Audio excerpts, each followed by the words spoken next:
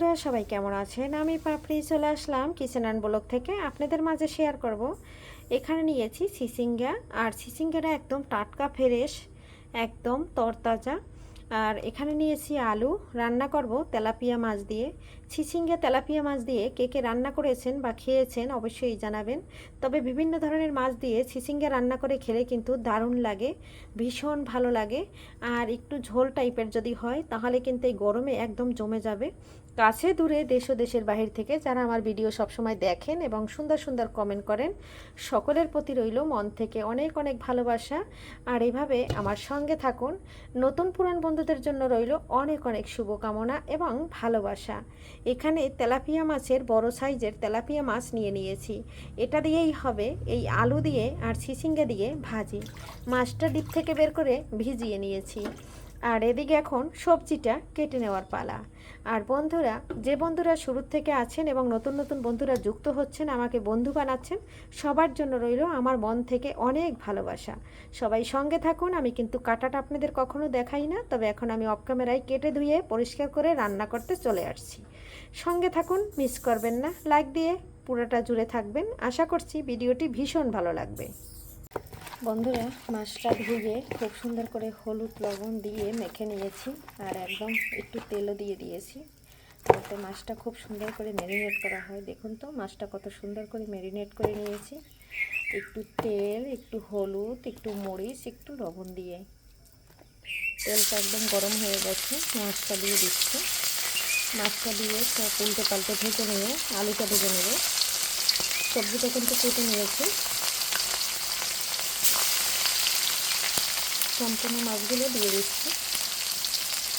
একটা পাশ হয়ে গেছে, এই দেখুন মাছটা কত সুন্দর মাখা হয়েছে, এর জন্য কিন্তু ভাজাটা কিন্তু খুব সুন্দর লাগছে। এই পাশটা উল্টে দিয়ে 2 মিনিট ভেজে নিচ্ছি। 2 মিনিট পরে আবার একটু উল্টে দিচ্ছি।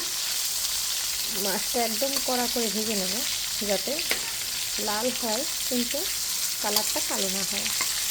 কত সুন্দর আছে মাছের কালারটা। বন্ধুরা, মাছটা আবার অফ ক্যামেরায় ভেজে নিয়ে উল্টে দিয়েছি, এখন আমি তুলে নিচ্ছি। আর ফাইনালি আমার মাছটা কত সুন্দর কিন্তু ভাজা হয়ে গেছে। এই যে দেখুন, মাছটা তুলে নিয়েছি। এখন আমি আলুটা মাছের ভিতরে মেখে নিয়েছি। এখন এটা একটু ভেজে নিচ্ছি, আলুটা একটু ভেজে নিচ্ছি জাল দিয়ে। আর এদিকে দেখুন চিচিঙ্গাটাও কেটে নিয়েছি, খুব সুন্দর করে কিন্তু আমি কেটে নিয়েছি। আলুটা কিন্তু ভাজা হয়ে গেছে। এক সাইডে আমি একটু, এই যে দেখুন, একটু দিয়ে দিচ্ছি কালো জিরা অফ ক্যামেরায়, আর জিরা, আর দিয়েছি একটা পেঁয়াজ কুচি। এই তেলের ভিতরেই একটা কষিয়ে নেব, আলুর সাথে ভেজে নেব আর কি। তাহলে কিন্তু জলদি রান্নাটা হয়ে যাবে ভালো করে। আর এখানে কিন্তু আমি আজকে বাটা মশলা দিচ্ছি না। আলুটা কিন্তু আমার ভাজা হয়ে গেছে, তো দেখতেই পাচ্ছেন। এই পর্যায়ে কিন্তু আমি পেঁয়াজটা দিয়ে দিয়েছি। এখন এখানে লবণটা দিয়ে দিয়েছি। লবণটা তখন কিন্তু আমি দেইনি। আর এখন আমি পেঁয়াজ দেওয়ার পরে লবণটা দিয়ে দিচ্ছি। দেখুন আমার পেঁয়াজটা কিন্তু ভাজা হয়ে গেছে। এর ভিতরে দিয়ে দিচ্ছি আমি কেটে রাখা চিচিঙ্গা। এখানে দিয়ে দিচ্ছি হলুদ, দিয়ে দিচ্ছি একটু মরিচ, ধনিয়া ও জিরার গুঁড়া। সব কিছু দিয়ে খুব সুন্দর করে একটু নেড়ে চেড়ে মিশিয়ে দিচ্ছি। এখন আমি ভালো করে এটা কষিয়ে নেব। এটাই বন্ধুরা, যারা নিরামিষ খাবেন তারা পেঁয়াজ না দিলেও সমস্যা নাই। আমি আজকে পেঁয়াজ দিতাম না, যেহেতু একটু তেলাপিয়া মাছ দিতে, এর জন্য দিতাম। কারণ তেলাপিয়া মাছটা কিন্তু চাষের, আর সেটা থেকে কিন্তু একটা গন্ধ আসে। এটার জন্য কিন্তু আমি একটু পেঁয়াজ দিয়ে দিয়েছি, কালো জিরা দিয়ে দিয়েছি। ঢাকনা দিয়ে ভালো করে কষিয়ে নিচ্ছি। 2 মিনিট পরে একটু নেড়ে চেড়ে দিচ্ছি। এই যে দেখুন, যে জলটা বের হয়েছে, আর মশলাটাও খুব সুন্দর করে কষানো হচ্ছে। এভাবে কিন্তু রান্না করে দেখতে পারেন, গ্যাস কিন্তু সাশ্রয় হয়। আর এভাবে রান্না করলেও খেতে কিন্তু দারুণ লাগে। আমি এক এক দিন এক একভাবে আপনাদের রান্নাটা দেখাচ্ছি।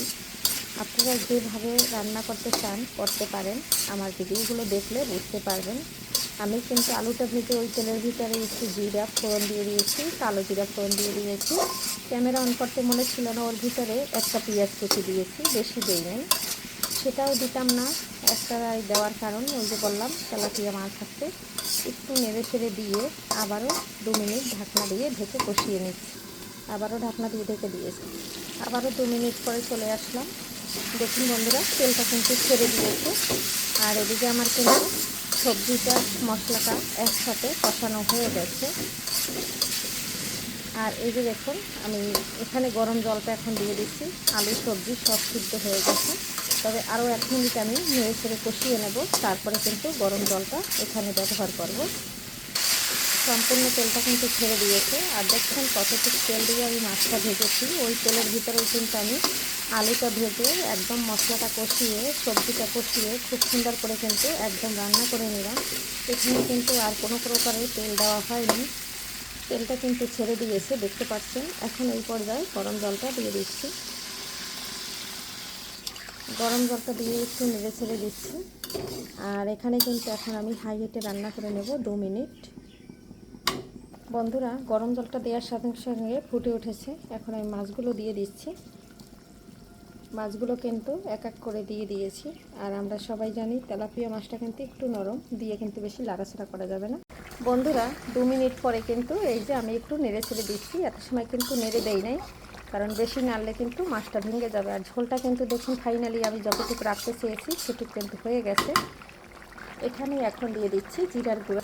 জিরার গুঁড়োটা দিয়ে আবারও একটু নেড়ে ছেড়ে দিচ্ছি, তবে হালকা করে নাড়তে হবে যাতে মাছটা ভেঙে না যায়, এদিকে খেয়াল রাখতে হবে।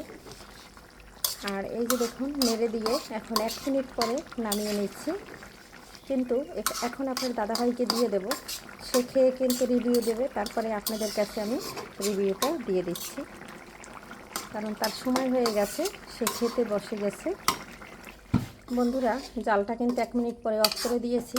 আর এদিকে দেখুন আমার রান্নার ফাইনাল লুকটা। এখন আমি রান্নাটা নামিয়ে নিচ্ছি।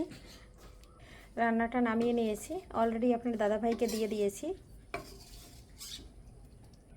সব তরকারিটা নামিয়ে নিয়েছি। আর এই যে দেখুন, আমার ফাইনাল মাখা ঝোলটা হয়ে গেছে। একদম কিন্তু বেশি হয়নি, একদম মাখো মাখো হয়েছে। বন্ধুরা, আজকের মতো বিদায় নিচ্ছি। সবাই ভালো থাকবেন, সুস্থ থাকবেন। সবার সাথে দেখা হবে আবারও নতুন রেসিপিতে। এ পর্যন্ত সবাই সুস্বাস্থ্য কামনা করে এখানেই বিদায় নিচ্ছি। সবাইকে বাই।